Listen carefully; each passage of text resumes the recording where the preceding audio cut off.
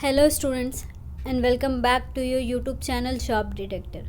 मैं मेघा। आज मैं आप लोग के लिए टाटा स्टील रजिस्टर्ड रिलेशन का जो एग्ज़ाम जल्द होगा उसमें साइंस की क्विक रिवीजन क्लास लेकर आई हूँ। डेली साइंस के क्विक रिवीजन क्लासेस होती है स्टूडेंट्स। आप सारे वीडियोस के गो थ्रू हो जाया कीजिए, ये अपकमिंग एग्ज़ाम के लिए बहुत हेल्पफुल है। चलिए बढ़ते क्वेश्चन की तरफ। Hypo which is used in photography chemically called. Hypo जो है ना, केमिकली हाइपो जो है हमारा फोटोग्राफी में यूज़ होता है, उसको हम केमिकली क्या बोल सकते हैं? उसको हम केमिकली सोडियम थाई सल्फेट बोलते हैं। That is option number B. Hypo which is used in photographic is chemically called sodium thiosulphate. Option number B. Next, which element forms the maximum number of compounds with hydrogen. कौन सा ऐसा element है जो सबसे ज़्यादा maximum number of compounds बनाता है hydrogen के साथ मिलके? मैक्सिमम नंबर ऑफ कंपाउंड्स बनाता है हाइड्रोजन के साथ मिलके। ये हमारा बनाता है कार्बन। सी रहता है ना जैसे, तो ये हमारा कार्बन बनाता है maximum number of compounds hydrogen के साथ। That is our correct answer is option number C, carbon. Carbon forms the maximum number of compounds with hydrogen. What is the smallest unit of a chemical compound. Chemical compound का सबसे smallest unit कौन सा है student? What is the smallest unit of the chemical compound? Molecules. Our correct answer is D. The smallest unit of a chemical compound is molecules. The smallest unit of a chemical compound is molecules. That is option number D. Next, filling helium in balloon is considered more useful than hydrogen because, देखिए हाँ, balloons में जो air balloons होता है ना, उसमें हम लोग हाइड्रोजन भी तो फिल कर सकते हैं, as hydrogen is the lightest gas. पर उसके हटा के हम लोग हीलियम क्यों यूज़ करते हैं? हम लोग बैलून्स में हीलियम यूज़ करते हैं ना हाइड्रोजन के बजाय। ऐसा क्यों? बल्कि हम लोग जानते हैं कि hydrogen is the lightest gas, वो ज़्यादा ऊपर तक जाएगा, फिर भी हम लोग हीलियम यूज़ करते हैं। क्यों? इसका आंसर आप लोग गेस कीजिए। Because it does not form explosive mixture with air. क्योंकि जो हमारा हीलियम है ना, एयर के साथ एक्सप्लोसिव मिक्सचर नहीं फॉर्म करता है, ठीक है। वहीं हमारा हाइड्रोजन एयर के साथ एक्सप्लोसिव मिक्सचर फॉर्म कर देता है, इसलिए हम हाइड्रोजन नहीं यूज़ करते और हम हीलियम यूज़ करते हैं। Helium in balloons is considered more useful than hydrogen because it does not form explosive mixture with air. Next, gun powder is a mixture of. हमारा जो गन पाउडर होता है ना, वो क्या क्या चीज़ का मिक्सचर होता है? Gun powder is a mixture of. Gun powder क्या क्या चीज़ का मिक्सचर रहता है स्टूडेंट्स?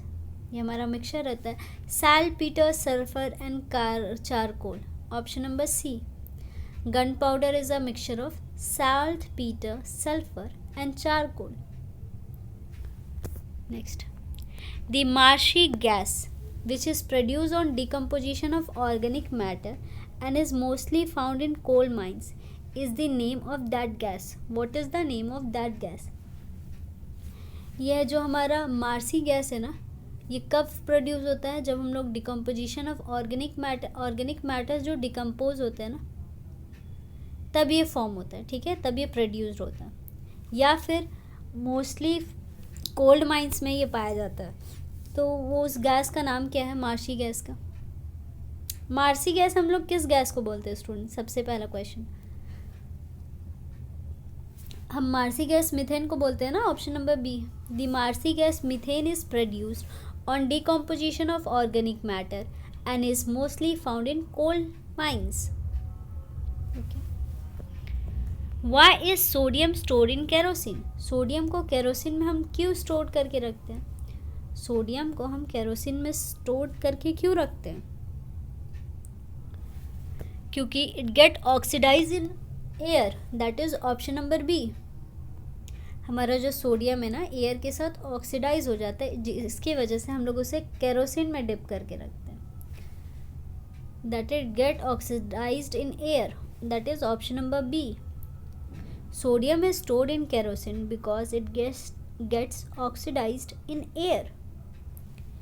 बैटरी में हमारा कौन सा एसिड होता है student? Which acid is used in making battery? Battery बनाने के लिए हम लोग कौन सा एसिड यूज़ करते हैं?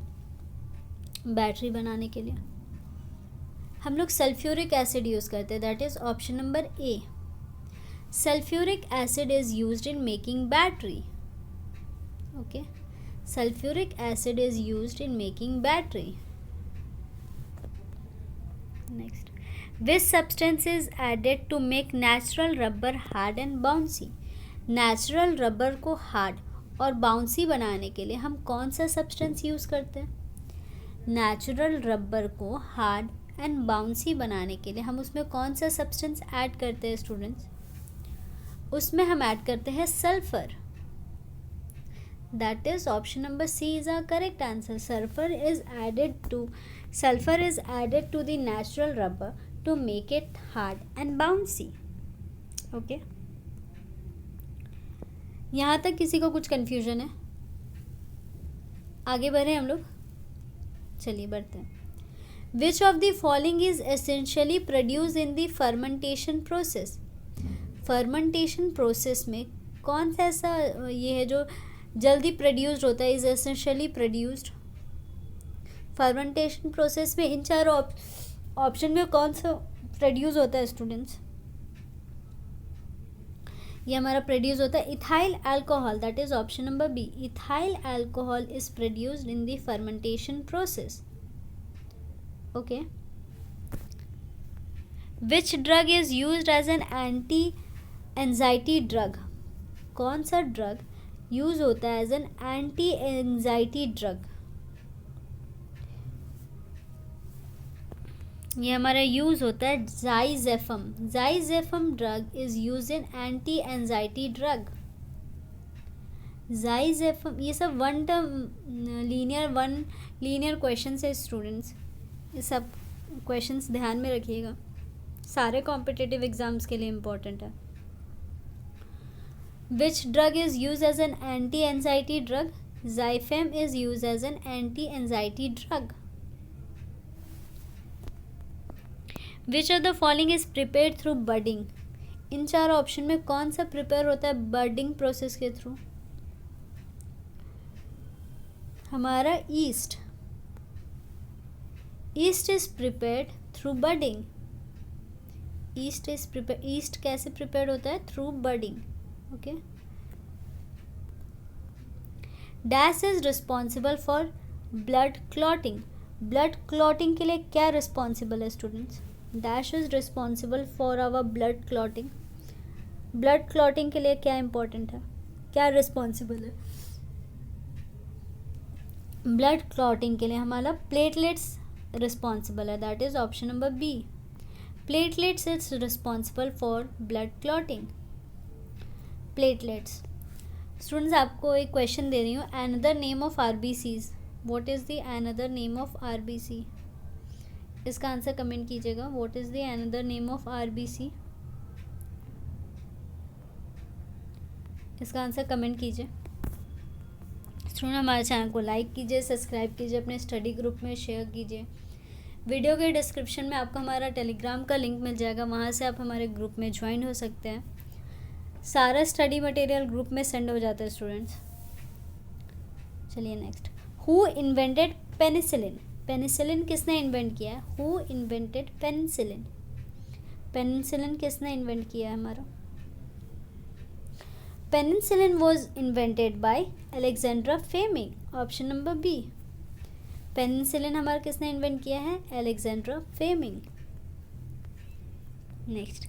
The retina present in the human eye is present for the difference in colors. Retina जो है ना हमारा, रेटिना